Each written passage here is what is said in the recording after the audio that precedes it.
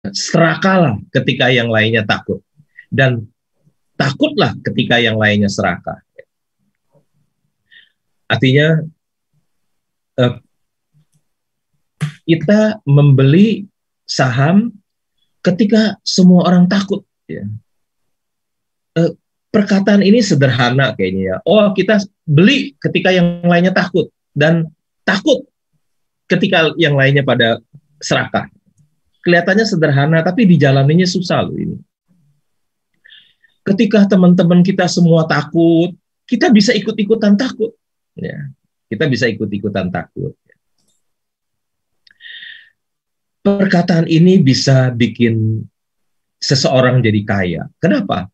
Ketika semua orang takut, saham itu artinya lagi murah. Semua orang takut, nggak ada berani beli. Artinya saham itu lagi murah.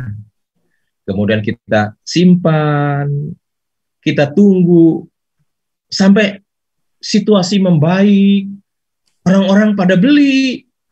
Ketika orang-orang beli, tentu harga sahamnya jadi mahal. Ya.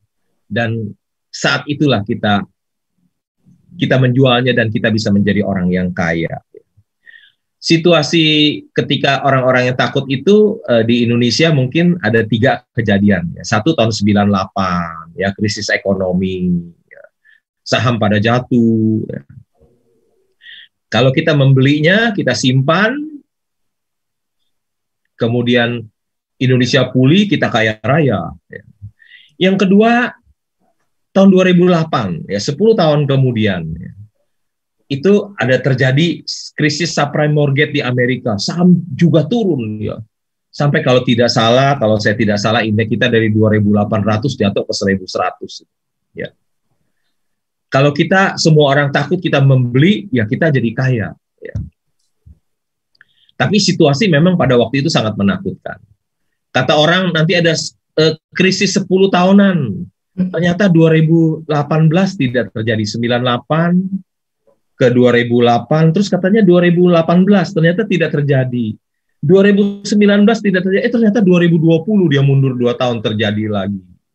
Ternyata ada pandemi ya bulan Maret. IHSG kita juga turun tajam loh. Saya rasa dari 6.400 gitu ya, turun sampai ke 3.900, semua murah ya. Tapi ketika semua orang takut, kita harus serakah. Tapi banyak orang ketika semua takut, kita ikut-ikutan takut ya. Seperti kayak dunia kiamat aja ya.